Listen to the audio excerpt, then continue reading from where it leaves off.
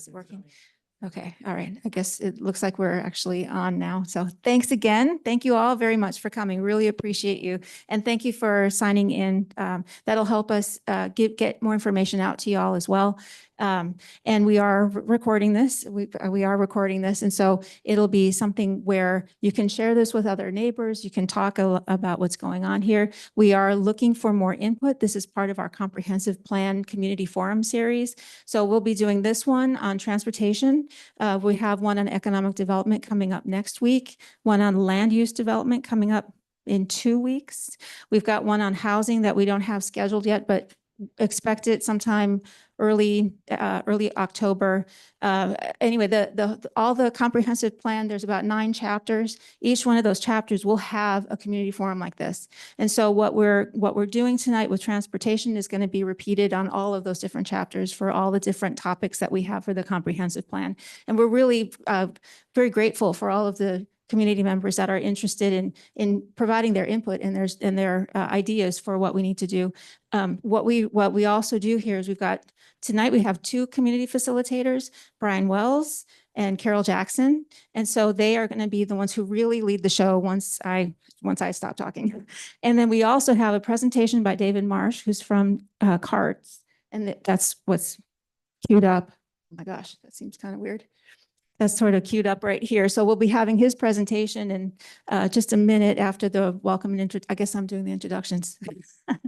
And we've got Margaret Lake from TxDOT and Brenda Retzlaff from TxDOT and Michelle Moe also from TxDOT. And so they're all here to help answer questions, to talk about some of the projects that we have been trying to do, that we are currently implementing. There are a bunch of different plans on the table here. We'll have time to go through some of that so you can look and see what kind of our active plans are and different ideas and so on.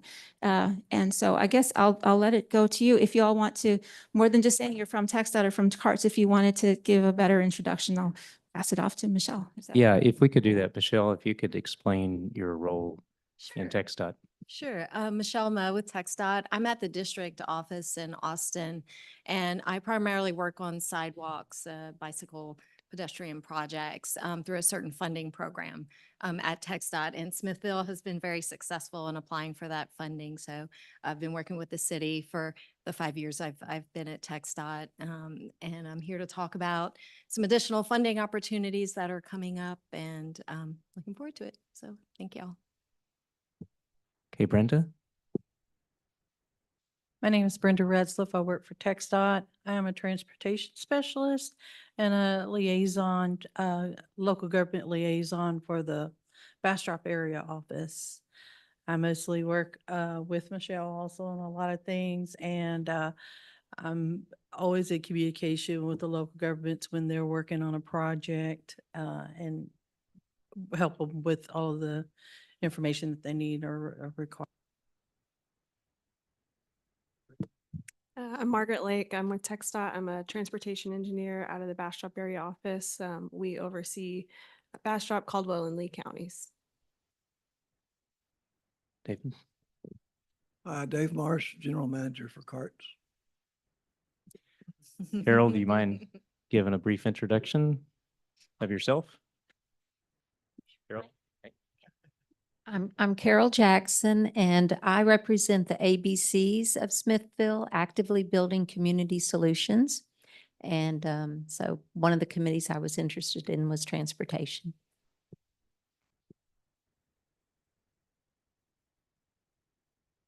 Okay, and lastly, my name is Brian Wells, and as Jill mentioned, I'll be the primary moderator for tonight's meeting. I'm a citizen of Smithville. I've been a citizen here for about 4 years. And I also happen to be a civil engineer. I've been practicing civil engineer for about almost 30 years. For anyone who doesn't know what that is, a civil engineer is basically the type of engineer that designs all the stuff on the table right there. I have worked in the Central Texas area for that entire time, but neither me nor the firm I work for have ever worked for the city of Smithville. So I want to give that disclaimer so everybody here knows that I'm here just like everyone else sitting out there as a citizen. I have some of my own opinions that I'll be offering when we all have a chance to do that. Um, and really the only difference between me and all of y'all out there is that 30 years of civil engineering experience. So Right, Brian, I just wanted also to recognize Dennis Koo is on the Zoom call. He's good. with Langford, and Tim Jenkins just walked in from Langford as well. And they're our consulting firm that's actually putting together all of the comprehensive plan pieces once we get all that stuff together. So at the end, maybe I'll talk a little bit more about the comprehensive planning procedures, but I really, Thanks, Joe.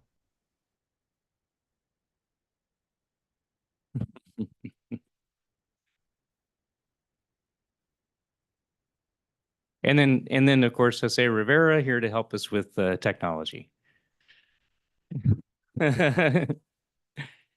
So briefly to overview the agenda for tonight. So we have a couple presentations and then we have a lot of opportunity for citizen input. David is going to give a presentation for carts.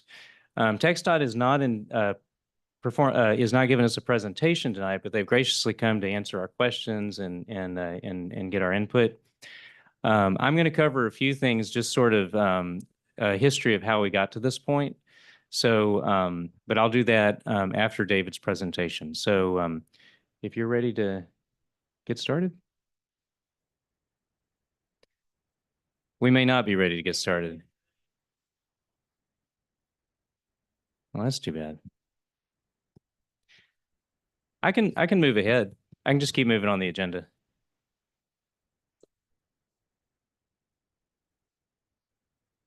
Okay. But you have a slide presentation now. Yeah.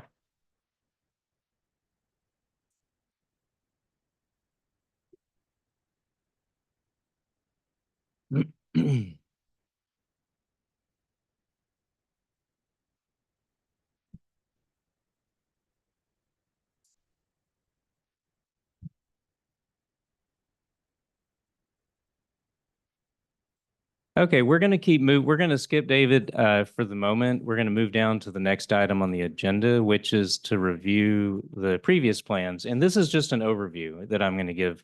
So everyone has a understanding of what's been done in recent years regarding transportation in the city of Smithville. So first of all, the 2007 comprehensive plan did not include a chapter specific to transportation. The 2011-2012 comprehensive plan, and can everyone understand me okay? Is it coming through okay? All right, good. The 2011-2012 comprehensive plan, which was an update to 2007, did include a section on transportation. And it did receive citizen input, and the four main items that are included in that transportation plan as citizen concerns were first, create a quiet zone through Smithville to mitigate the train whistles. Second, install warning lights on SH 95 by the high school. Third, address the walk light at Main and Loop 230. Apparently at that time it was having a lot of problems. And then resurface Loop 230. And kudos to the city. All four of those items have been completed. Other work that's taken place since then, both planning and construction work, there's the 2010 Safe Routes to School plan. And many of those sidewalks have already been constructed, or some of them at least, yeah. And Jill's going to talk about that in more detail later about where we are, what's been done, and what's next. There is the current sidewalk network grant project map. There's the recent projects that have been under construction here in the city, the Main Street ADA ramps, and then the Second Street drainage improvements that will also include sidewalk improvements. And then lastly is the ongoing planning for the improvements to State Highway 95 that goes from 230 down to the high school. All right. Still nothing? All right. We'll keep moving. Oh, I guess we don't have my the little graphic on the transportation modes. Can't show it. Can't show it. I'll talk through it. That's fine. That's fine. That's fine.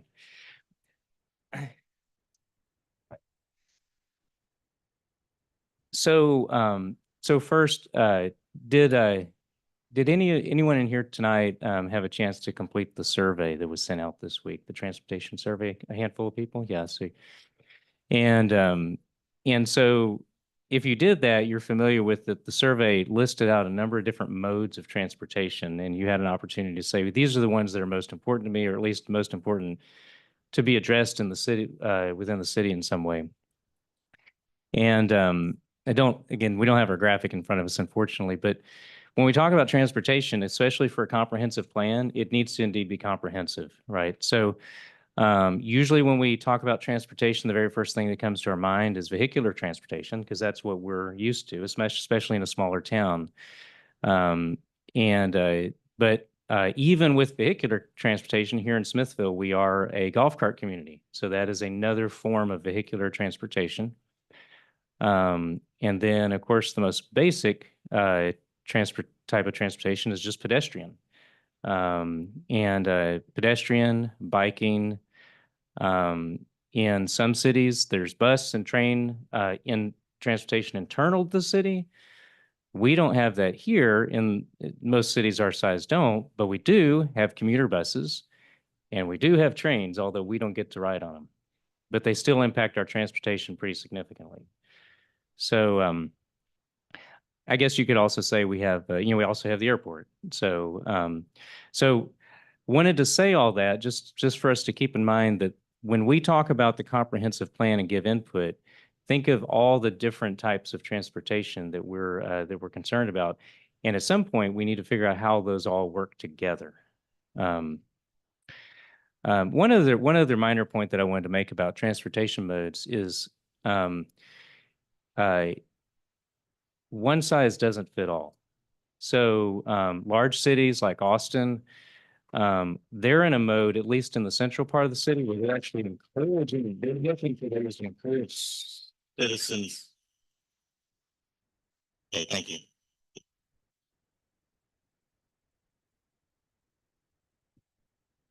Is that better? Very good. Large cities like Austin are in a mode where they're needing to encourage some citizens to not drive everywhere they go, because there's just not enough lanes on the roads to get everybody where they need to go, nor is there parking when you get there. A city our size is not that way, right? And so there may be a great desire for walkability, sidewalks, but we're not in that same mode of needs as a larger city. So different types of cities, different size cities have different needs. So Jill, the next item on the agenda, if you're ready, is to discuss the sidewalk, the progress on the sidewalks. Okay. Flying by the seat of our pants, I guess. I'm sorry that the technological, but we'll come back and circle around. Yeah, so thank you all very much. I know a lot of you also had participated in the sidewalk plans. We've been doing, hey Bernadette, we've been doing several of them ever since we started the Safe Routes to School project in 2010. We started doing these every couple of years or so. We would come together as a community and start to decide what we needed to do, what were the biggest priorities for sidewalks to continue the sidewalk network. We have some copies here. I don't know if you wanted to pass any of these. And also, yeah, do you want to go ahead and, so this map, if you can, want to pass around. This map really kind of showcases a lot of what we've already done for our sidewalks. These were the ones that we had considered to be the highest priorities to this point.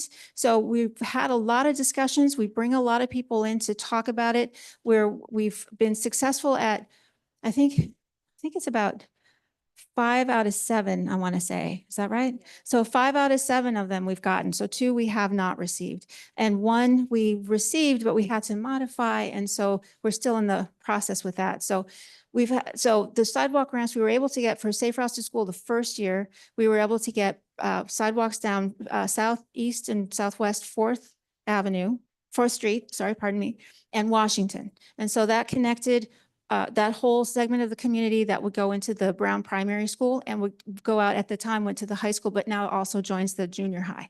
The idea is we're trying to build a whole network to just get everybody circulated around the community.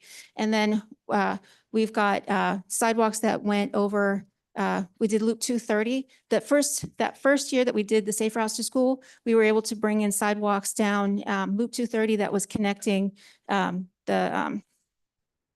oh my gosh, excuse me, the Bluebonnet Circle to where, to Marburger. So we were able to get that 50-mile-an-hour, that area where there were a lot of kids in the Bluebonnet Circle area, to get them safely where it was 50 miles an hour where they had been walking along the street. And so those were some things from the first year. What we're finding is we're able to get kind of like eating an elephant one bite at a time. So we're trying to, the number that seems to work for TxDOT seems to be right at about $700,000 is sort of more or less where it's increased slightly now, okay?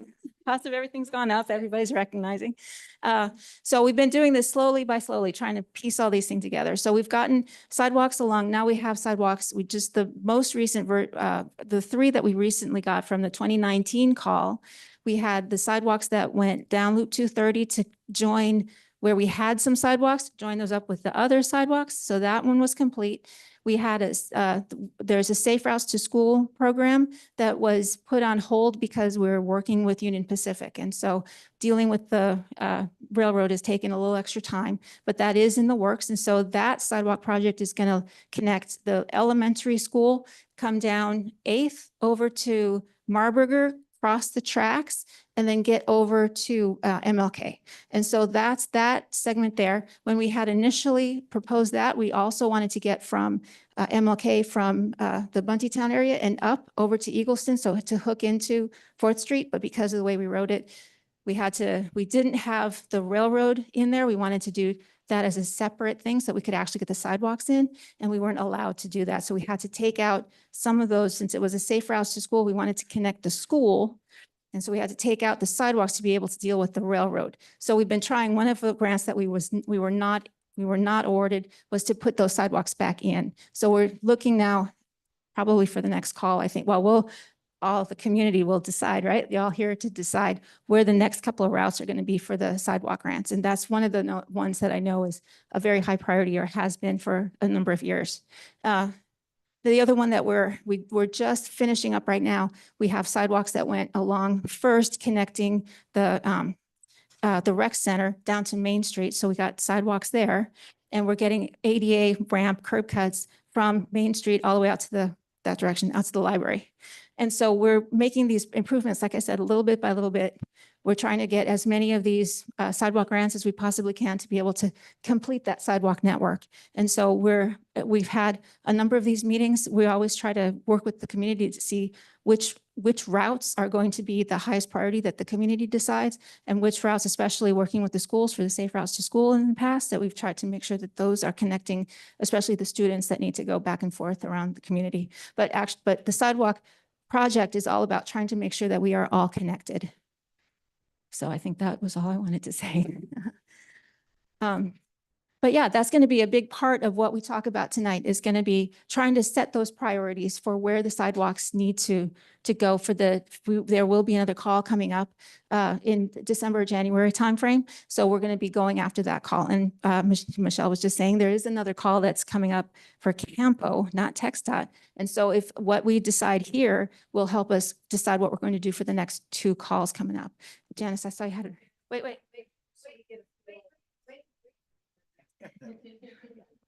Okay, just so we all get a feel for what sidewalks cost these days. So Jill, you've been doing this a long time. And so I heard you say a magic number for TxDOT. You're putting in a grant at $750K. Tell me, how much sidewalk can we build for $750K? So this last round, yeah, it kind of depends on. So if the railroad is not involved, that's a big, okay. So this last one, oh, go ahead. Yeah. Give us a price without the railroad. Yes, Yeah. yes. Right. So, I'm just trying to think of how many blocks, for the Loop 230 sidewalks, I want to call it about 9 or 10 blocks. Is that correct? Yeah, so it's about 9 or 10 blocks is for $750,000. So it's quite, they are very expensive. The engineering that has to happen with them, the barricades, the concrete, the crews, the everything. I mean, it's very expensive. So Is the 750,000 for that, is that all inclusive of engineering and construction? yes, yeah, that's Okay. the whole project. And Yeah. that project didn't need any right of way or easements or anything. There was available right of way, correct? Correct, exactly. And do either of y'all have a feel for about how many linear feet that was? How many linear? About how many That I'd linear have to feet? look up. That's It's- okay. I think That's okay. It's over here. It is over It might there. be one of those. We can check Yeah. that out, but I can look. Okay, that up. very good. Yeah. Thank you. Thank you. That's my, oh, yeah. Oh, oh, okay. Okay.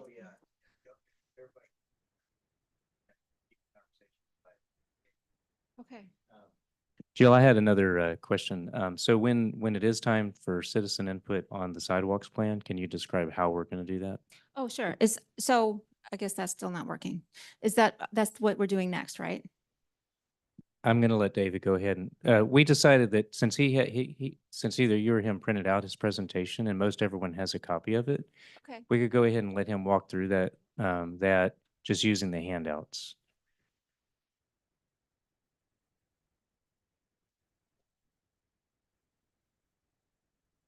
I think I know that several people here are interested in your presentation, so, You need a handout? okay. But real quick, Jill, before you give up the mic, would you answer my question about both for the sidewalk plan and any other input? When we get to that point in tonight's meeting, how is that going to work? Sure. So what we had intended on doing is we'll be, Carol and Brian are going to be facilitating. So they'll be kind of calling on y'all for a different kind of, you'll reply with answers or questions or ideas. What I'd like to do, you see, we have papers all around the room. Sidewalks are, I think, around the corner here. Oh, it's outside there. Okay, so we'll be giving out sticky notes. You'll be talking or listening of what ideas are. You can go ahead and write down your ideas on the sticky notes and we'll put those out for our sidewalks. We'll put them out on the sidewalk. You see, we also have golf carts. We have intercity mobility. We have taxi type service, safety, vehicular circulation or road. Dang.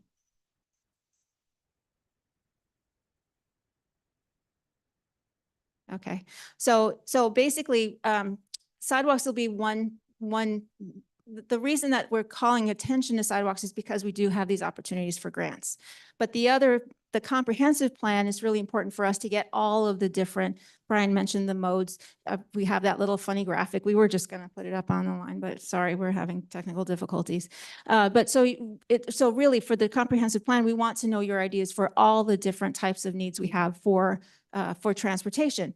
ADA compliance, whatever kind of accessibility, mobility kinds of issues that we are having, that we are facing, that we need to have. If you think, like you want to put one more stop sign in another corner, we could put that on a sticky note too. So, anything that has to do with how you want to, what kinds of things you see in Smithville that we will need to have moving forward with our comprehensive planning process to be able to have that list. Brian said we had 4 items on our last comprehensive plan. Well, let's maybe make it a couple more. I don't know. I'm hoping we have a lot more than 4 in the new Yeah, comprehensive plan. yeah. So and then the rest of the process, again, with the sidewalks as an example, but with everything else, after you put all your ideas up, we'll have a time and space for y'all to have the sticky notes, sticky dots. And then these will be to help you decide what the priorities are. So we'll give these out to everybody. You all have 12 of them. You can go around the room and tell us which ideas for transportation are the ones that you think need to take highest priority. And so we'll have that. And in fact, I think I'm gonna get a second color and I'll do that specifically for the sidewalk. I'll give you a second set specifically for a sidewalk. So I'll be cutting these up while other people are doing other things. So, yeah. So, we good? Okay, Wanna take over? one more agenda item and then we'll get into the discussion period of the meeting. David's going to go ahead and he's going to do his presentation. Most everyone has a copy of the CARTS handout. Yes, except you. Is there?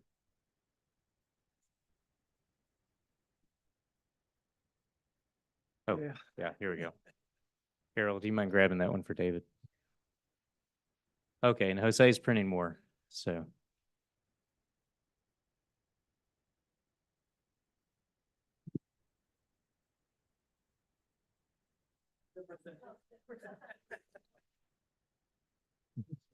Yeah, before you start, I realized in my notes too, when I was covering different modes of transportation, these are not necessarily modes, but they're overarching topics that we want to make sure are covered.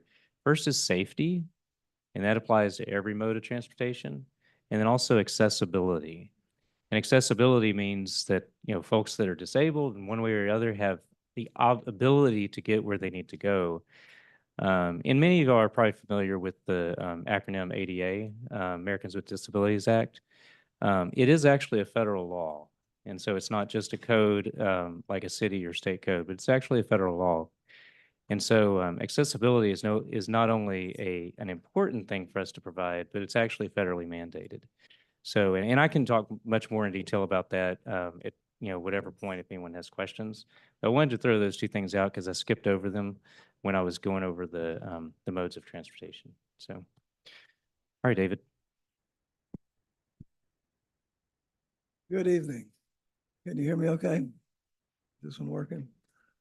I too am a citizen. I don't live in the city of Smithville. I live out Alum Creek Way. So I shop and trade and halfway live in Smithville. I come here for groceries and bars and things like that. I, I, I have lived here for 47 years. And I've been the general manager of carts for 41. So I'm with y'all, okay? I'm part of the community as well. So I'm happy to be here today to talk about carts. It's also natural that I be with TxDOT because all the funding that helps us make the wheels roll comes through TxDOT. So they're kind of my affiliate agency that we work with daily on a very close relationship. I'm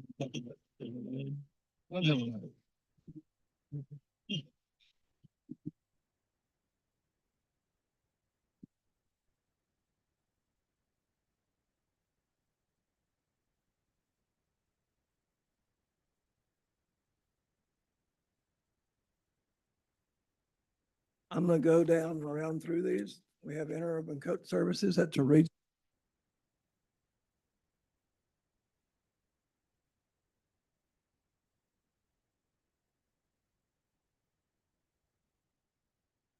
The interurban coach is the one that goes through the schedule. You'll see.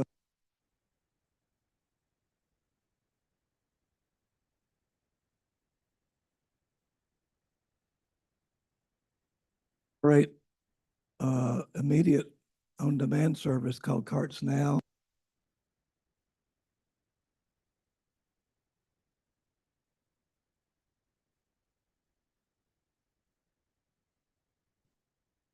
All of our bus stations are tied to the intercity network.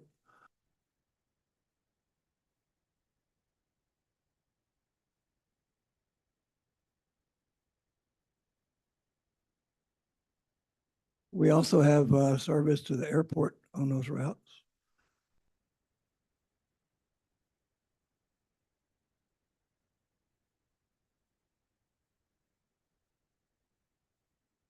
Figure out what order these are in. Is this what's next?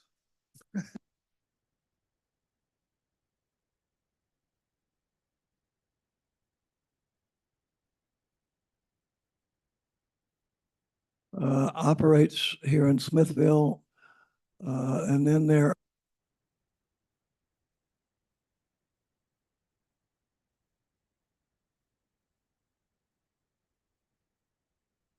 schedules that we use. Now you can hear me. All right. The county schedules.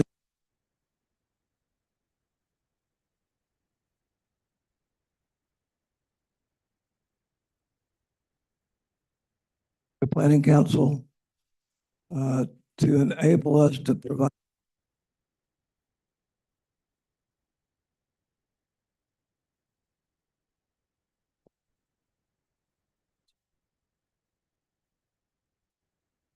For years and years, CapCog would offer us a subsidy to provide rides to people going to lunchrooms.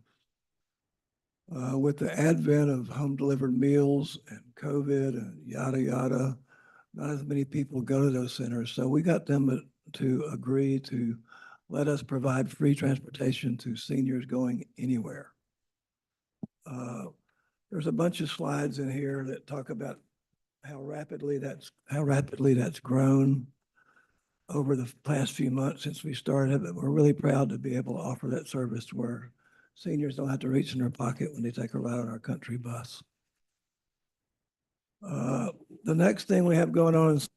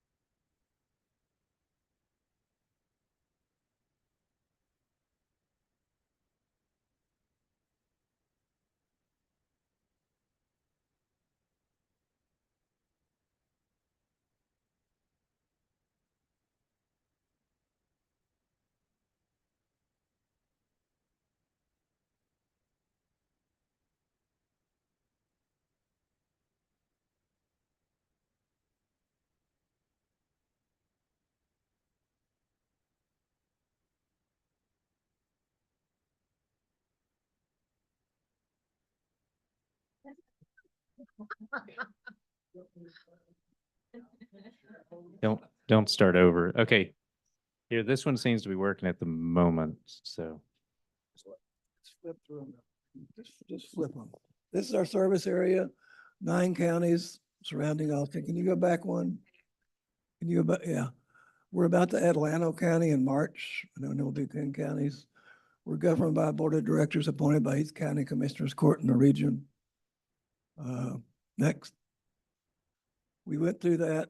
It shows, see the red lines? Those are all of our intercity routes that run through, and all the little cart circles are where all our stations are. We have 10 transit stations spread out through the region. We also operate the service in the city of San Marcos, the fixed route service there.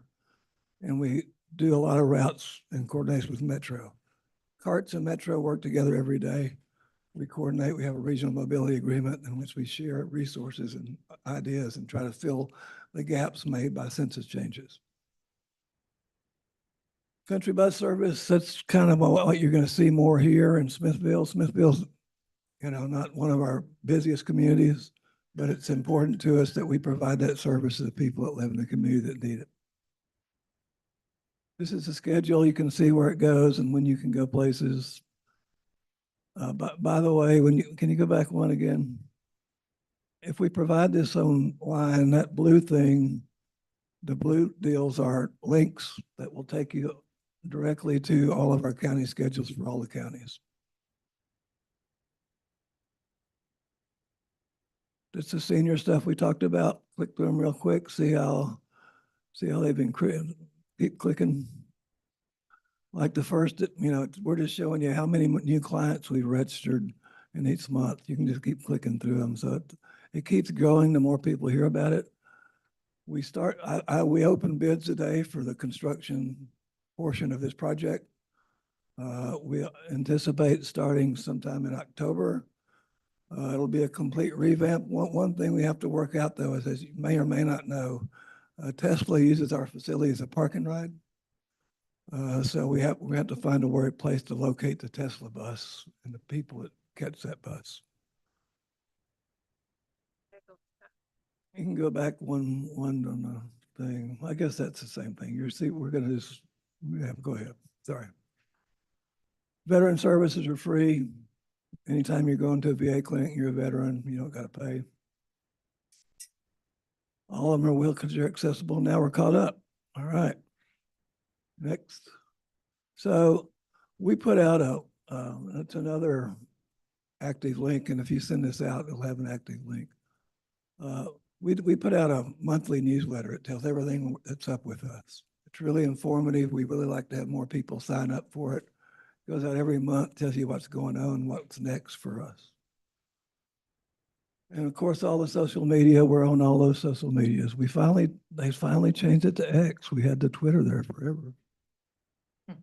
And this is our central bus station in Austin. It's named after Richard Moya, our first board chairman. And it's a great busy place where there's like 35 Greyhound and Flix buses go through it a day. Hundreds of Capital Metro buses go through it. There's electric bikes for rent right on the side of it. It's on the bike path. It's a really great place. And it's a 363 Shady Lane, yeah, which is 5th and Shady. And that's it. Dana is our community engagement director. She's always available to come talk to groups that want to know more about us. And thank you very much. I'll answer any questions.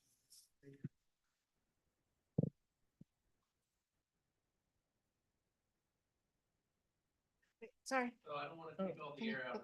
I have a loud voice. I don't mind. It's for the recording. Oh, for the recording. Right. Okay. I'll sit too.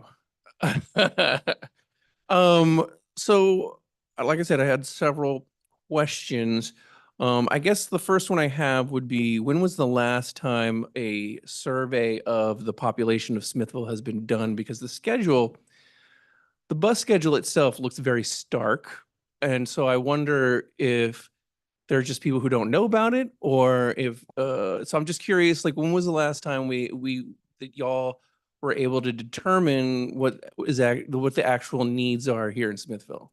I don't know if we specifically targeted Smithville. Last year, we did a complete community engagement project where we went everywhere and talked about it. We're always open. We have, if you go to our website or follow Dana's Facebook stuff or whatever, we're always open to whatever people need. As far as doing a survey of Smithville and finding out who needs to do what, no, we've never done that. Okay, I just, I look at the schedule, and I don't see how it's very convenient for anyone if they're going into work or if they want to go into Bastrop for the weekend and enjoy that. It doesn't really seem like it's serving the community in a whole. It seems like maybe one person is maybe using that route. Well, so it would be nice to see some routes that are a little more. The answer to that is money. Well, of course, everything comes down to money.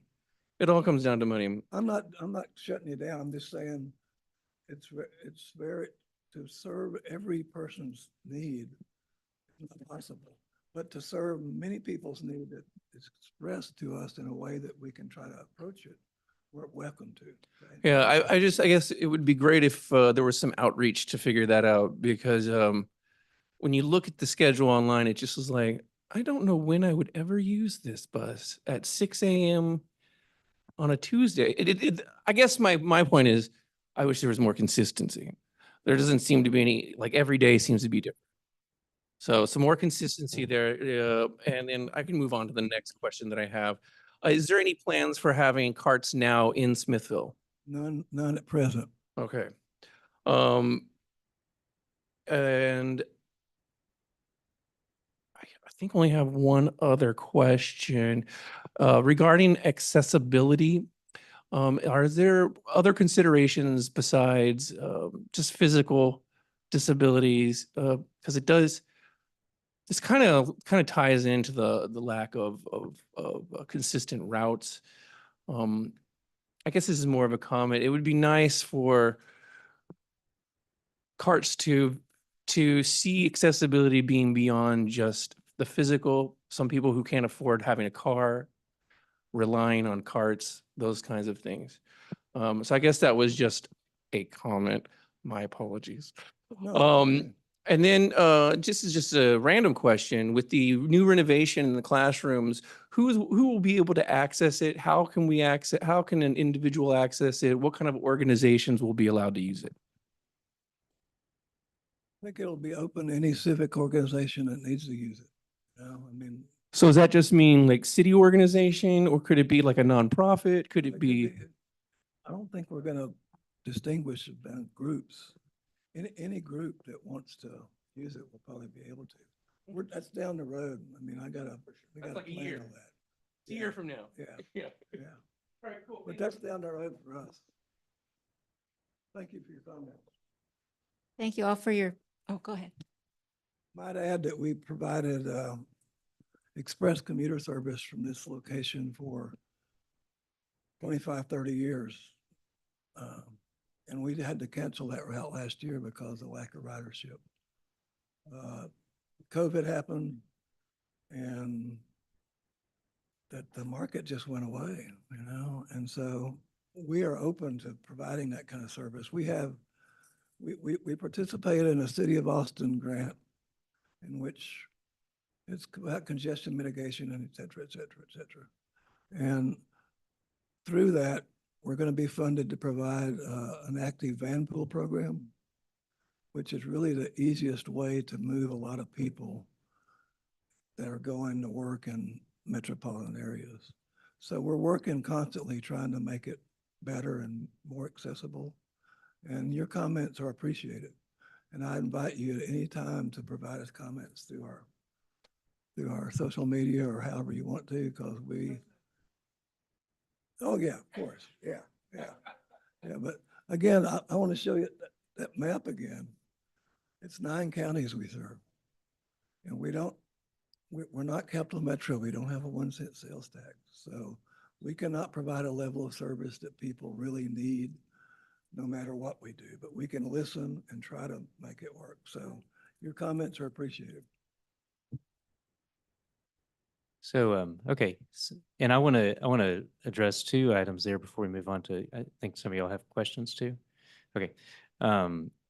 First, on your very first question, it sounded like, David, what you were saying is that if there was a group of citizens here that could express that, yes, if the bus route was at such and such time, or there was this flexibility, then I would definitely ride the bus to Austin or wherever. That sounds like a great topic for the comprehensive plan. So that we can work together, gather, have a plan of gathering citizens together and say, here's what we want to do. And then I wanted to just address your comment on accessibility, because the general way that you use the word accessibility is correct. But I did want to point out that a lot of times when we're talking about transportation, the word accessibility specifically is referring to the ADA. So I just want to make sure everybody in the room understands that you were correct to use it in a general way, but usually when we're talking about accessibility in the federal law, we are talking about specific physical or mental handicaps. So. I just wanted to make a comment. Janice Bruno with formerly Smithville Workforce Training Center. We're now called Career Tracks. And we were approached by CARTS when they were talking about developing a space for training or a conference center. So we're right now located at 404 Fawcett. We service 4 counties, and we're always looking for training space. So when they approached us, I said, yeah, absolutely. We can be running ESL, There's so many different things that we'll be able to use that space for as a non-for-profit. So it's good to hear that other non-for-profits will be using that space as well, because there just really isn't a lot of space. And the second question I have is, do the drivers, most of the drivers that work for carts, are they at the prevailing wage of $18 an hour? Okay, thank you. Our wages have been increased over the last 2 years, over 50%. And it's still impossible to keep my driver roles filled. And that's why your CDL classes and all that are really kind of important to us. And it's a great job with full benefits. If you know anybody that wants to drive, you get to deal with people all day. It's really a good job. So. So, oh, I've got the microphone. Janet, who wants to? So why doesn't CART do weekends? Money. I know it Okay, sounds because like like a there callous is, nature. like you said, ADA compatible. And there are a lot of people that are either on walkers or whatever. Like I have a lady that's in the nursing home. She used course during the week, but she can't get a ride during the weekend.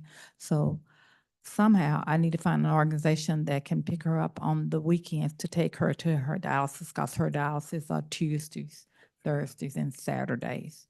And this is an inconvenience for her and for me. You know that nursing homes that are required to provide transportation for their clients? Here in Smithville does not have, I mean, they have one, but they don't work on the weekends. Yeah, That's a pain. under Title 20, it's their responsibility. I'm not trying to evade the question, but it is their responsibility. Yeah. And thank you for your comments. And Thank I wanted to apologize to you for everybody, especially for the crazy technology. Apologies. It was supposed to be fixed today, and In the last 6 months, has y'all's website changed at all? Because when we tried to access the scheduling on your website, it is so difficult to figure out, especially the Austin trip. Like, it's very difficult to read. It's not a very user-friendly, easy access website. Actually, That's- we did redo our website this last year.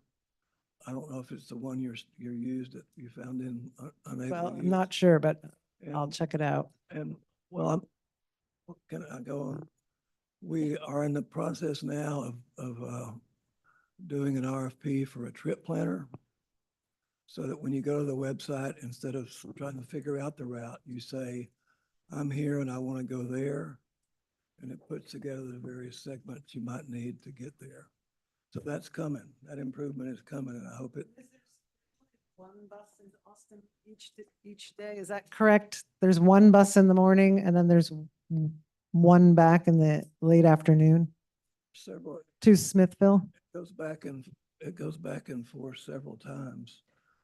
I think it probably originates in Bastrop though. Right, I'm asking about Smithville. There's only one bus out of Smithville per day at like 6 in the morning to Austin, and then there's one back in the late afternoon. That's, So I agree that the schedule really only serves I'm not even sure who, that working 6, but then actually having to be back on the bus by 4:30 in the afternoon. There's only one out of Smithville. Oh yeah, and when you're on it, it's a great ride. Once you're on the bus, it's great. that's the route we canceled last year for lack of. That's the route we canceled last year for lack of ridership. The express bus, no, that route no longer operates. I'm sorry. But what it served was that a lot of the people were state workers and around the Capitol complex. And that's really most of our customers, is those people that were going, and they usually work like 7:30 to 4:30. Let's say they would be the most going at that hour. Be full. Is carts funded by sales tax? No. CARTS receives its funding through the Texas Department of Transportation, who passes money from the Federal Transit Administration down to us. It's a formula fund based on our population and land area and stuff like that. And, you know, I give an example. For all of our 10 counties, we usually spend about $9 million a year. Our service area is 7,200 square miles. Capital Metro spends 400 million a year, and their service area is 565 square miles. So when you try to decide how you can provide the level of service you can provide, it's like putting, you know, your butter really thin on your toast. We do our best to try to meet needs, but we really can't do as intensive a transit operation as you might expect if you lived in a city.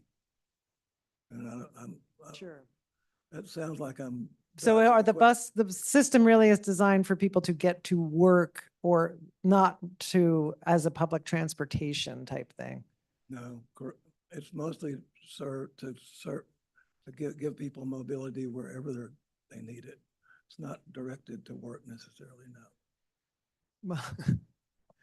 Except the hours are definitely directed to a very specific work schedule. That's the 1515 Express, which no longer exists. So what is the time? Are there, okay, so then the question But is there there is more no than access. one bus now from Smithville to Austin? No. And what time does it go There is not one. currently? There's not a bus out of Smithville to Austin anymore. Not a straight. No, I'm just asking, it doesn't even have to be straight through. Is there a bus from Smithville No. to Austin? No is the answer. Okay. No. So, However, we have service from Bastrop that operates back and forth 7 or 8 times a day. Right, so if you have a car, you could get the Bastrop. Or Can we I- can take you there. We can it- take you there to meet the bus. Okay, too. okay. is the reason that CARTS doesn't have more transportation or buses coming to Smithville because the demand is not there like there is in Bastrop? I mean, because, I mean, there's a cost in fuel, you know, I mean, there's a cost in fuel, there's expenses there. So if you don't have the demand as much as you do in other cities, they're not going to come here. You know, so that's the thing. And I think that's, you know, with your question that you had earlier, where are we with the survey? So I think where we need to start is to survey the town to see the the need that we have here because it hasn't been done. And how can CARTS move forward with the plan if you don't even know what that is? You don't know what the need is here in this town. Yeah, our largest expense is labor. 71 cents of every dollar I spend goes to pay people. And and I understand, I own a private transportation company. And so we know the expenses in fuel and, you know, and employees. And so that, I guess that's my biggest question because, you know, we keep asking all of this, like, why doesn't, you know, and I'd have to say that the reason is because the demand hasn't, you know, we haven't shown you guys the demand that is needed, you know, for here, for our community. So. Okay, so in just for looking at the time frame, so what we've passed out sticky notes, okay, and so we wanted to have like I said, we were trying to get the sidewalk project going, and so I think that what Carol had and Brian had wanted to do was sort of like you all say that you have you know, this is the place where we need to put a sidewalk, and I'll start writing that down, and then if you have we'll do this exercise for about. Let's give it about 5 minutes so we can get back on track because we've got some other things to do. So but what we'll do is, and this has been a fantastic discussion, really appreciate that. And I think we're going to invite CARTS to come back another day and see if we can arrange for something else to have more of a workshop that has less of this kind of time constraint because we are trying to hit a lot of pieces all at the same time. But if you wanted to, do you want to, Carol? Just, I don't know if you wanted to. Do you want to run it? Do you want to run the thing? Yeah, I I'm can gonna do start that. writing things down. Okay, is this working again? So Jill, can you tell us where, once we write down, so what we're doing right now is we're writing down routes where we would like to see sidewalks constructed.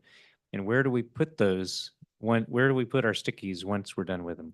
So, Jose, where, is that at the end of, is that this one? That's the ADA is back there. I think it's on the door over there. The ADA, yeah, pull it, go ahead and close the door, yeah.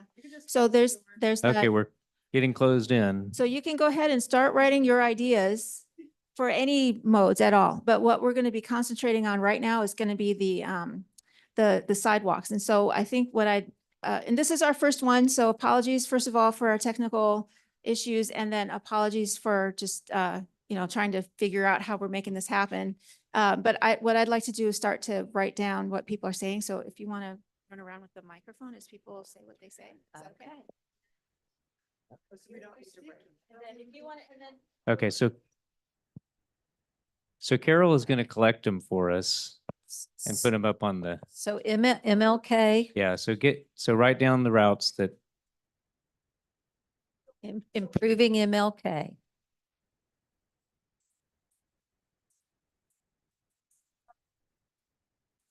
Okay. Across the tracks.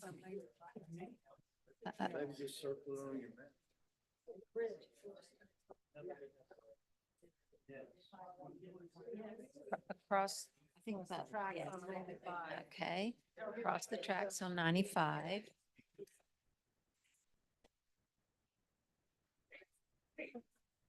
Sidewalk. Sidewalk. Well, any sidewalk suggestions? We're gonna write it down also. You can just get in your. That was like in the Okay, Alps. say it. And like this Okay, well, I don't want to like, a little ball, yeah. Overlooking. Okay, here's a sidewalk suggestion. hold on. So I had a question for the sidewalk folk.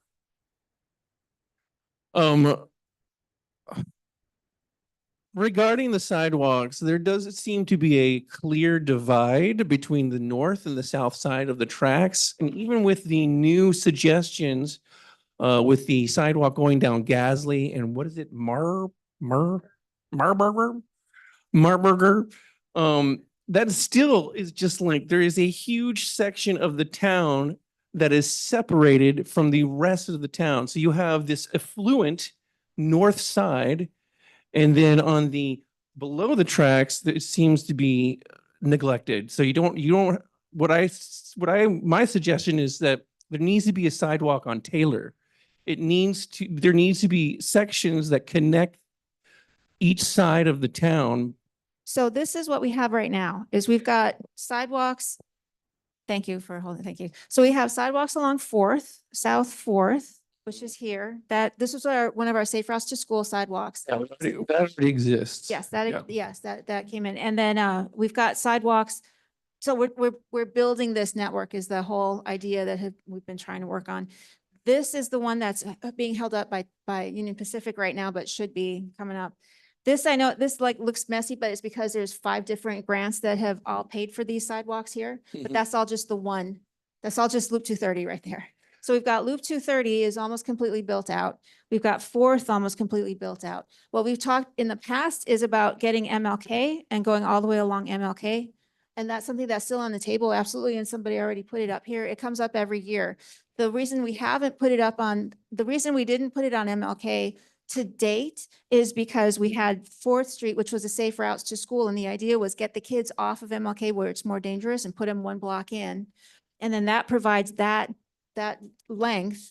But MLK comes up every year. It's just that it hasn't hit yet as a. See, I don't necessarily feel like there is a huge need for MLK sidewalk. I mean, it'd be nice, of course.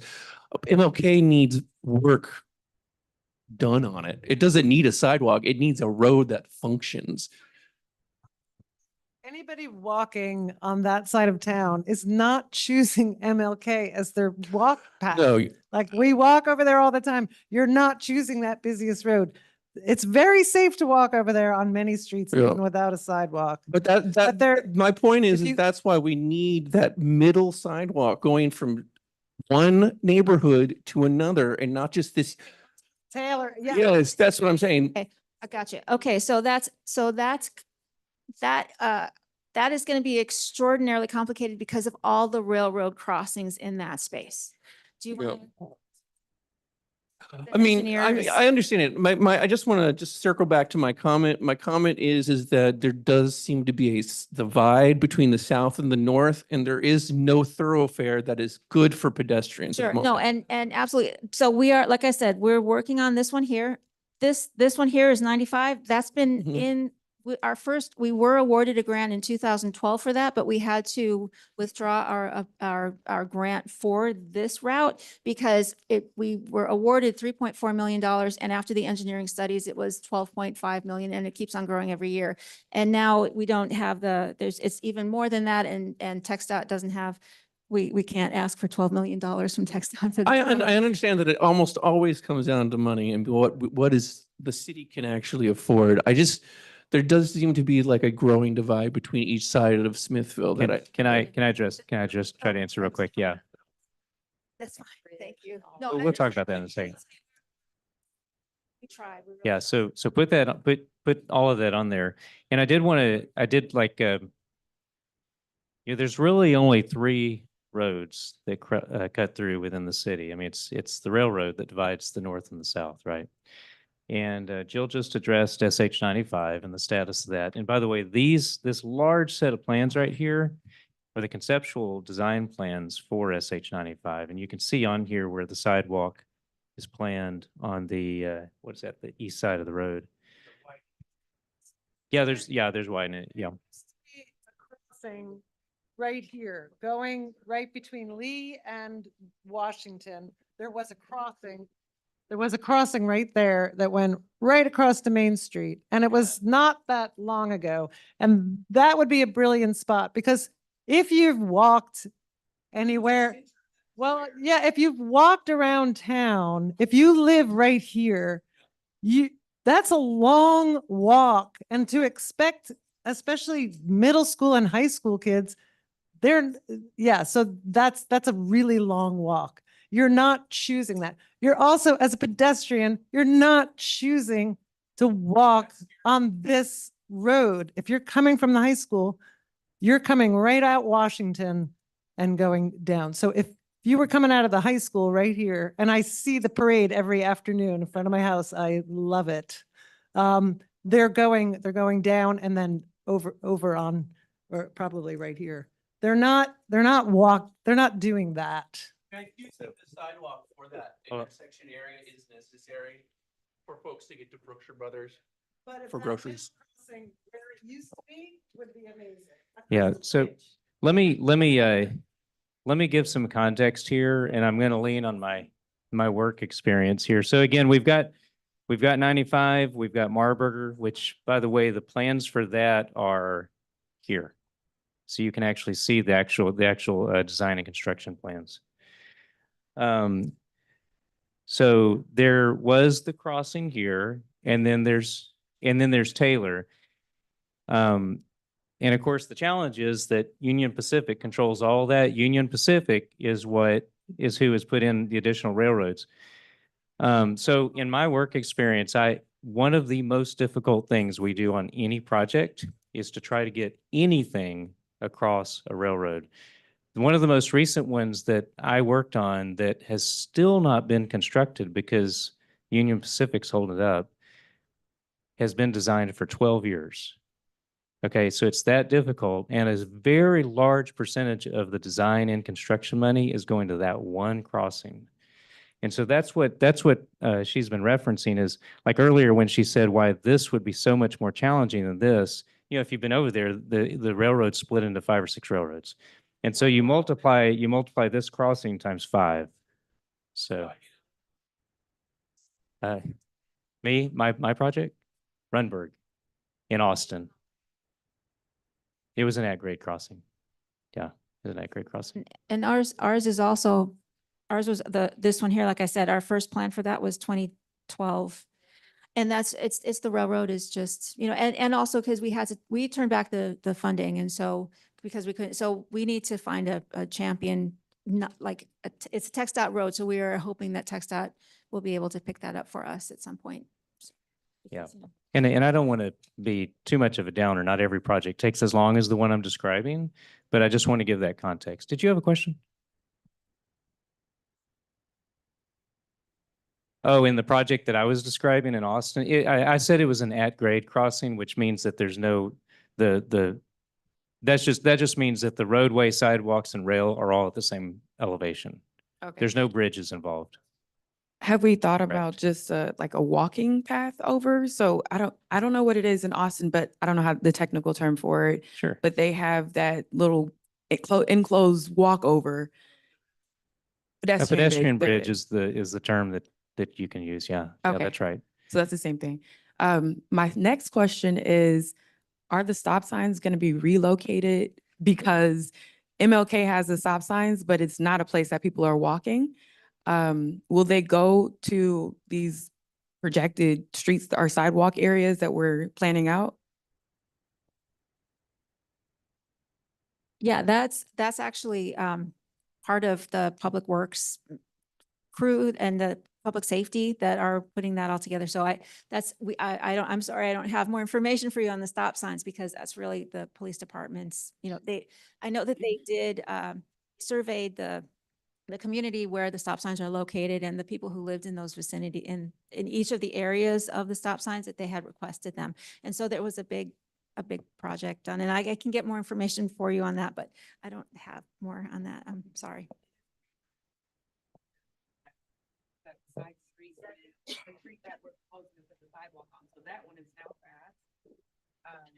a good thing to know. Yeah.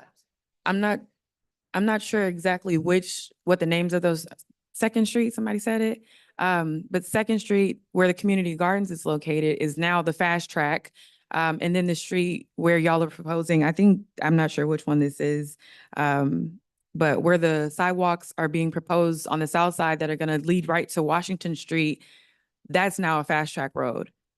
So walkers, yes, but now the fast traffic is going that way. So one of the best ways to slow traffic down is more stop signs.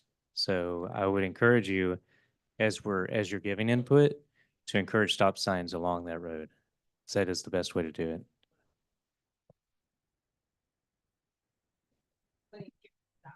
Oh, I'm so sorry. Yeah, we, all those stop signs that they put up this year, the streets that really don't have any stop signs, she's right. The traffic now bypasses those and they're like speedways.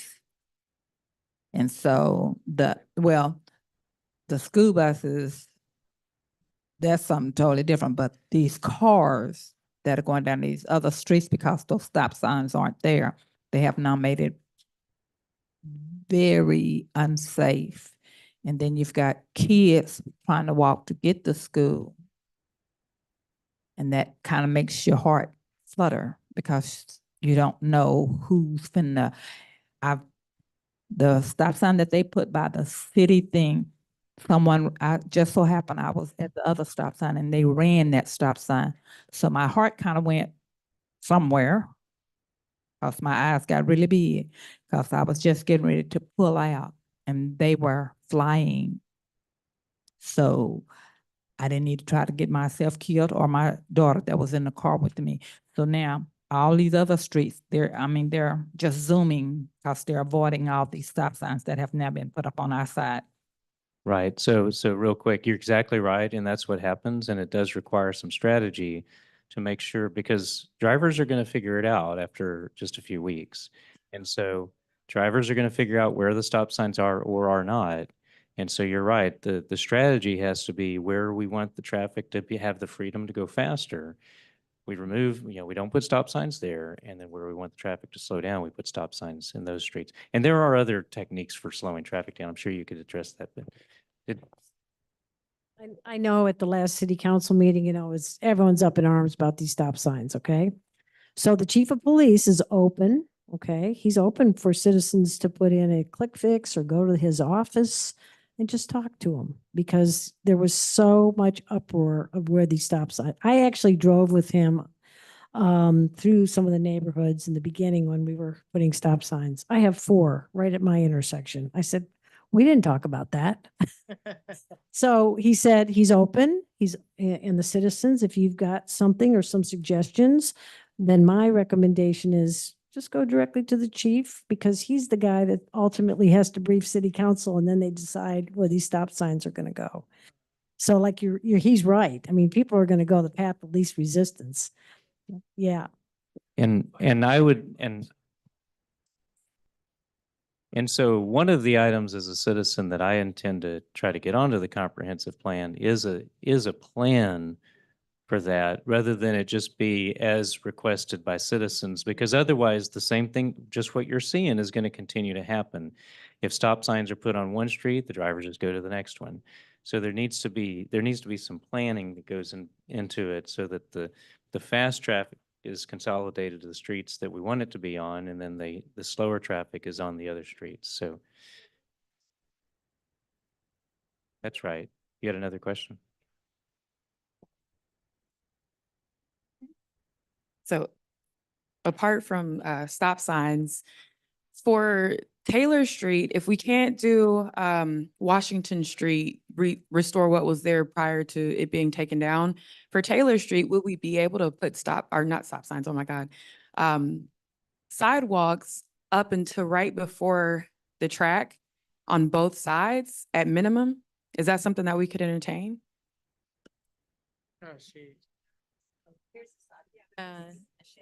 Can y'all hear me? Yeah, whenever you're working with federal funding, so in the application that the city worked on for the project that's going to cross the tracks now, originally it stopped on either side. And so we cannot federally fund a project that doesn't provides a continuous path. The feds won't allow it. Even if we would award it, the funding would have to go back. So it's just a complicated process when you're dealing with federal funds. Jill has been really successful with this, and the projects that you've worked on so far have either been 100% federally funded or 80% federally funded. The federal government has provided funding for those sidewalks, but it comes with all of those rules that we have to follow, and neither TxDOT nor the city can get around those with the federal funding. If it's a local street and it's some other type of funding, I really, you just have to work with UP once you're working in there right away. But there are limitations when you're working with this kind of funding, unfortunately. I just want to make one more comment. And of course, I've always advocated for some sort of a bridge or a tunnel or something. Okay, so I attended a Texas Municipal League conference almost 2 years ago, and the federal government had a grant, and Jill's aware of it, for relocation. And they've done this in other cities. And I did all the research on it. We were looking at relocation of those tracks. And I'm not sure if that federal funding is still there, but if it is, it'd be something that we might want to look at because we have a vision for what that might look like at Highway 95. Not to get anybody's hopes up, but the federal government had the funding and other towns have done it in Texas where they've relocated the tracks. I know it almost sounds impossible, but this town is going to grow. And if we don't do something at that intersection, 95 heading south, I mean, we're going to have to do something. And I think eventually. it's fair to say it'll be an impediment to us growing if we don't do anything, or if at least we don't start the plan. Right, right. Mhm. That's correct. That's correct. Michelle, I have a question for you. Have you ever been involved in a project that did include a pedestrian bridge over a railroad track? Okay, all right.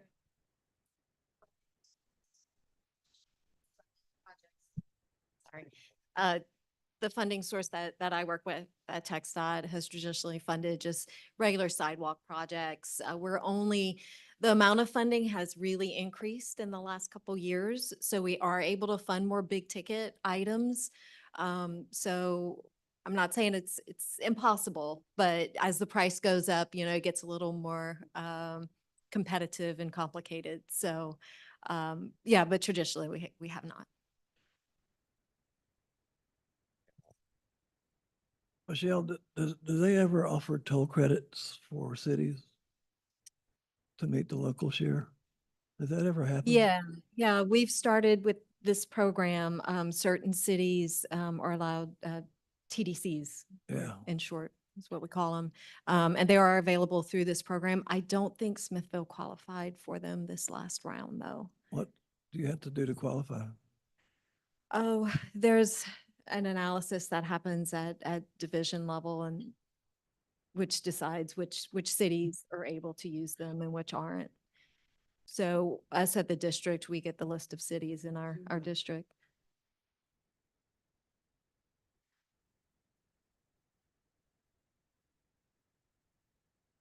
Agreed. Agreed. Yes. So I want to make sure that we get everything finished here. We've And got the about 15. one thing that I would like to point out that it's been brought up at the meetings with the public health department and the task force is the fact that it's not only just to go across for pedestrian, but it's also in a health crisis, a problem. How many times have you tried to cross and the train spends there at 15 minutes? And there's something, especially now that they're voting for the ESD for Bastrop, that's one of the things they keep talking about. We could have 10 more ambulances, but if they cannot get across, how good are they? So that's something that's been in discussions because it's not just to go across just because you want to go across, because if there's an emergency, you can't go across. Yeah. Yeah, that's right. In fact, Carol, Jill, and I all live up on the hill. And so if y'all are familiar with that, it's real easy for the trains to block the only two entrances to that neighborhood. So, yeah. So we have about 15 minutes left in our allotted time. I wanted to make sure that, has everyone been getting their sidewalk routes written down and get them up here? The other thing I want to make sure we save some time for is Brenda and Margaret are here, and I wanted to see if anyone had questions for them about the SH-95 project, because even just in the context of sidewalks, this is a huge deal for us, right? And it's the only way the sidewalks are going to get built along 95 to connect. So I know not everyone can stand around this all at once, but to just briefly describe it, the project starts at Loop 230 and goes down to the high school. And as was mentioned earlier, it does widen parts of 95 and also puts a sidewalk along the entire eastern side. So can either of y'all just give us, I know Jill described it earlier, can either of y'all describe a little bit more detail, like where are we in the process? What are the next steps? Sure. So the main holdup on the project was the railroad approval. We have gotten railroad support for the project, and so yes, we're making progress. Right Even now, TxDOT has to go through the process. so it's been a really long process, and so I feel like we're in a better place now with that. We're still waiting on the railroad agreement to be finalized, but they have approved the plans that we have. And so utilities are getting their permits, and we'll start relocating this fall into next year. And right now it's scheduled to go for bids next August. That's very exciting. So to explain what she's talking about there, when she talks about utilities being relocated, there's currently mostly city utilities, I assume, in the TxDOT right of way. Sorry. Both. So actually, this project has joint bid utilities. So it's going to go to the water and wastewater are actually part of the project. It'll be joint bid with the roadway. So the utilities moving ahead of time are like electrical. I know there's a big center point line, AT&T, but the water wastewater, so that once it goes to bid, actually the initial part of the project will be the water wastewater relocation, the city's lines to move so that then the roadway could be constructed. And the utility relocates and the roadway reconstruction are two separate bid projects, correct? This one's well, the water wastewater is joint bid with the road project. Okay. The other utilities are separate. Okay, that's what you just explained. Okay, thank you. And it's the other way you described as the other utilities is the one that's going out for bid here soon. correct? Right, they're all kind of individually going, each utility does it their own process. But I know I know CenterPoint was working on their stuff. They have their Okay. permit approved, so. And do you have a ballpark time frame that we should expect when construction will start and end on that work? So when the utility, so CenterPoint, I will say when CenterPoint relocates, you will start seeing some of the traffic control. So, these are lines that are in conflict with the new road. So to move them, they're going to have to do some traffic control on 95 to move their lines. So starting this fall, you'll start to see that. And that's what that is. It's the utilities moving so that that 95 project can go. And, it'll be a long process. Okay. Mm-hmm. And then what are the next steps for the roadway reconstruction? Like what it's going to look like, or No, the time, what are the next hurdles and Mm. what is the anticipated time frame? So once the utilities are moved, and like I said, it's anticipated that those will be cleared. So we have to wait for the utilities to be cleared before we can go to bid. And so anticipating that all the utilities stay on track and nothing gets bumped, we're planning to bid in August. I believe the first 16 or 18 months of that is going to be water and wastewater relocation, and then it'll be widening the road, and we have it phased out in a lot of phases to try and minimize the impacts. And yeah, but it's going to be impactful. And there's going to be, I know when they do the work at the railroad crossings, it does have to be shut down. So that's going to be 24-hour work. So when that gets to come, we'll be communicating a lot, trying to get the word out, so that the locals know to take alternate routes. Something that I like to mention that not everyone knows, that when TxDOT has a detour up, we cannot detour to city streets. So the locals may know other ways to get around, but the official detour has to be like something that a truck could take Yeah. on system. So just know that the detour that's set up is for, you might know a better way to get there. Good point. Good point. Yes. And speaking of detours, Michelle, your project down Margaret Burger will be done before that starts, right? Yeah, right. Yeah. And so Margaret, you said August of 2025 is the anticipated bid for the roadway water and wastewater project. Okay, Correct. Yes. okay, which y'all's procurement process is about 4 or 5 months. So construction may be by the end of the year, early 2026. Yes. I wanted to talk about something that's super easy. So I think in 2010, I think with Safe Routes to School, they started a walk to school on Wednesdays, first Wednesday of the month. They have continued it.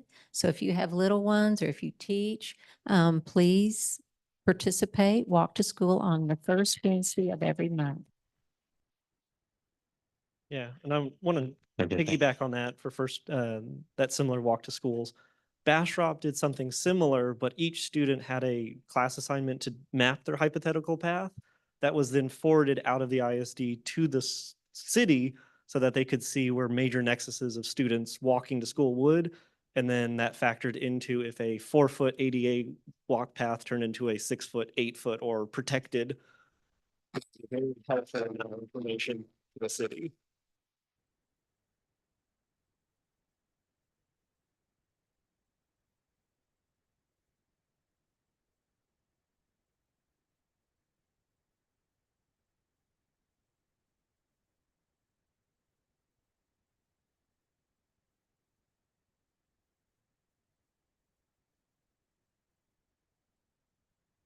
My question with that is, so basically each student submitted through the school, what will be their route? And then with all that, they kind of created another plan from there to create the sidewalks. That's what you're saying? That's. Yeah.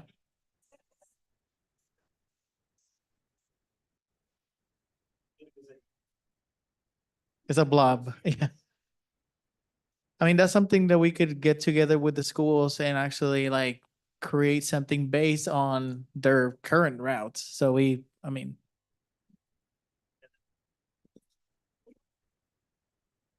Yeah. And then on the flip side for safety, because each student had a walk path, that could also be used in case there was a child that was abducted. There was a known path for those students to go, which would further help for the police force. Yeah. So we've got about 5 more minutes. I want to make sure that, this has been great, by the way. All y'all's input has been fantastic. So we've gone long, but for a good reason. But what we want to make sure everyone does now, so we focused only on that one, but go around the room, like we talked about all the different modes of transportation. There should be a paper on the wall or door somewhere that addresses each of those modes of transportation. So stay as long as you are willing to and write down all of your priorities for each of those different modes of transportation. And also, as you go around and see the ones on, like over here, we've got about 15 things up here. Put your red dots on the ones that are most priority for you.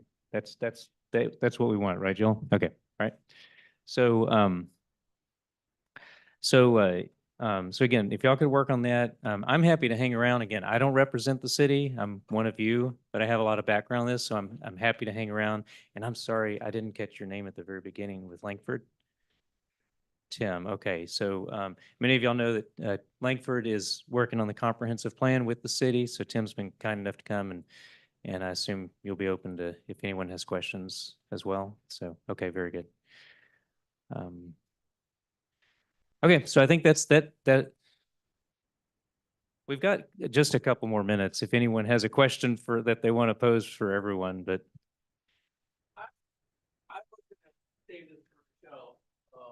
My question is, where does bicycle infrastructure fit in with the sidewalk building?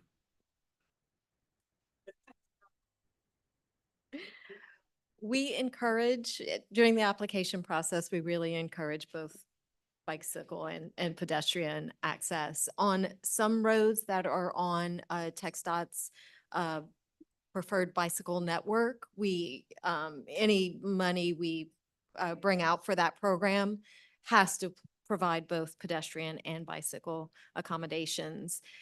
It's not a lot of roads. It's very particular ones, ones that have shown previous bicycle use and things like that. A number of factors go into deciding. We always encourage, and we're the sidewalks that are built, the rules, and we are also encouraging them to be wider and wider. I mean, old sidewalks were 3 feet wide, and now we're looking at 6 to 8. So, well, right. Right. So, yes, bicycle access is encouraged, but only required on certain roadways. I'm glad I find that in my experience, I've lived in a lot of places, and folks who love their small town, they want to keep that small town a small town. One of the best ways to do that is to have inner city infrastructure like bicycle routes. That keeps the town small and it keeps it rich. I don't mean money wise, but I mean like with culture. Yes. So yeah, I'm definitely glad to hear that is part of it, especially people coming in from the neighborhoods into the city who need services and access to the grocery store, mailbox, things like that. Right. It just adds another transportation option. Agreed. So I'm glad I appreciate that you mentioned bikes, and I'm actually going to take the opportunity to read off a couple of the items I'm about to read on here just to give people ideas. So for example, Michelle, some of us would love to have a hike and bike path from here to Bucer State Park. And or from say Main Street to our Riverbend Park, the city park over on 71. There's no way to get there other than car on 71 or canoe. So those are things that I hope will get in our comprehensive plan that will talk with you about and figure out what the path forward on that is. Right, right.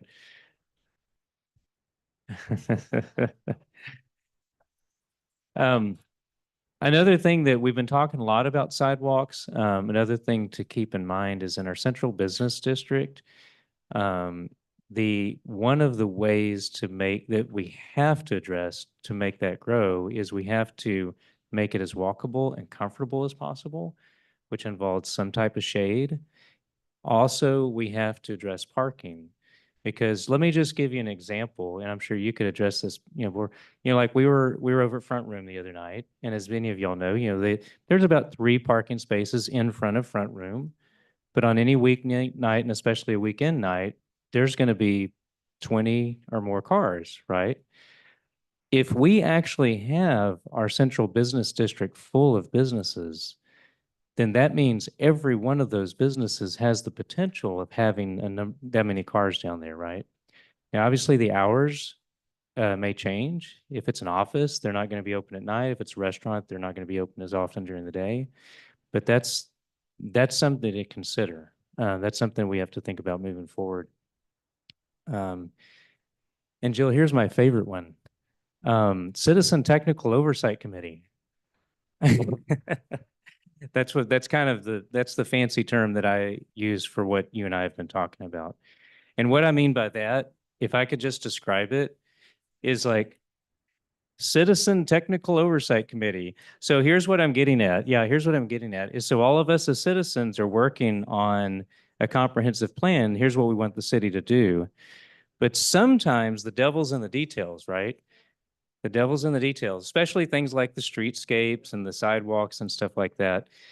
And currently so our city does a really good job of getting information out there, getting updates out there to us and stuff like that. So I definitely want to compliment you and Robert and everybody that works on the city for that.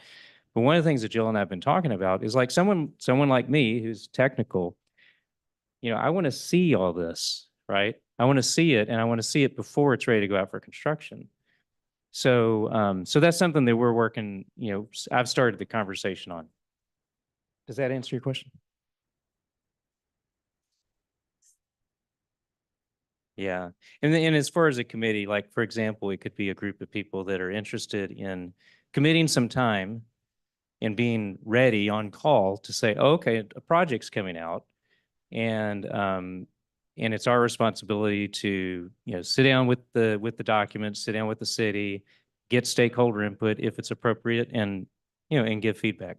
So, and also just to make sure that the projects are actually following the intent of the comprehensive plan. So, Yes. And before we leave, I would like to, I don't want to put you on blast, but like we had a good conversation about more of the now in terms of even just lines for crossings.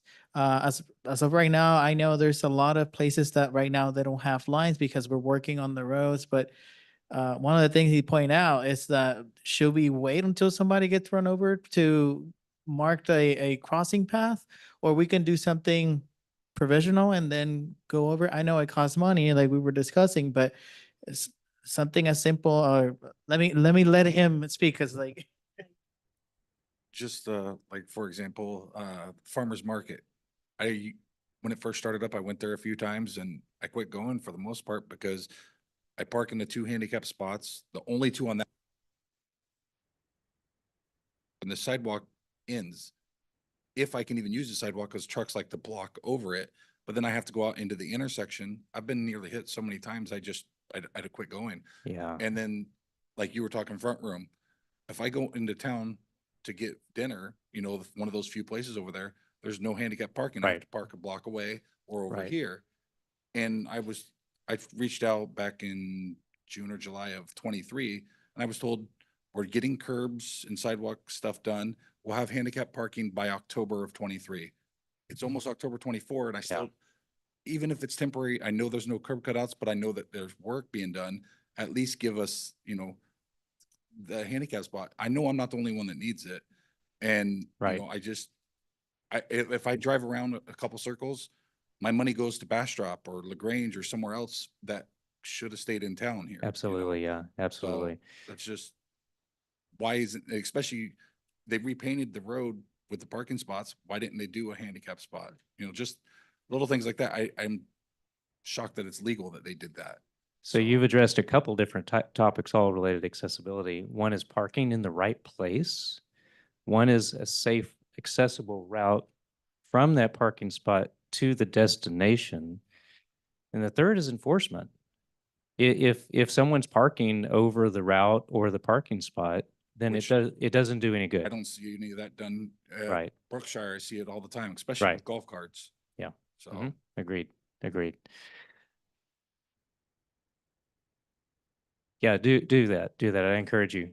Yeah. I just, my experience, I've only been here 2 years. My experience, the police don't do anything about it everywhere I've called and taken pictures and proven it to them. So that's why I haven't done it here, because it's just been worthless. I got thousands of pictures. Well, please write your concerns down and put them up here under Oh, I've safety, got them up. accessibility, good, because we definitely want to address that. So Okay. we definitely want that in the comprehensive plan. And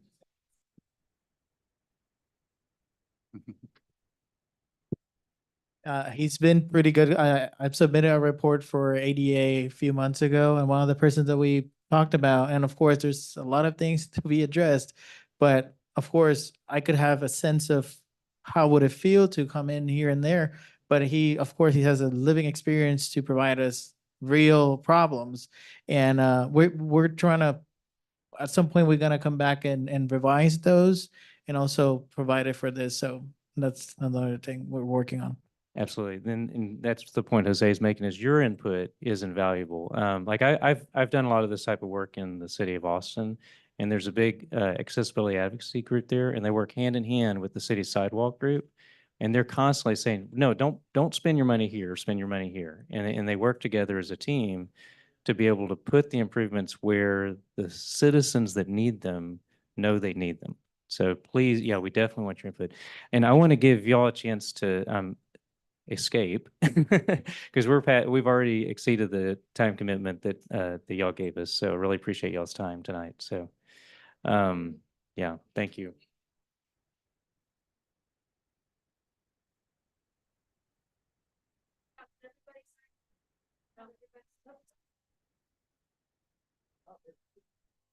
Thank you so much for taking my question. And for coming out. Yeah. That's exciting. I didn't realize that it was actually funded and is a real project now. I kept hearing that we were still, well, y'all were still funded together because I was taking a lot of things.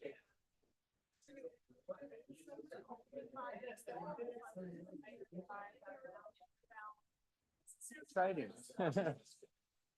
So good for all of us small towns and stuff. Yeah, that's great. Great. That's great news.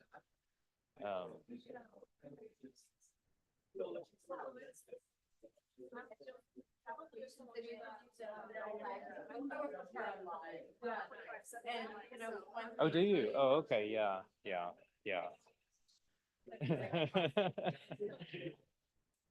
It is. Yeah. Yeah. So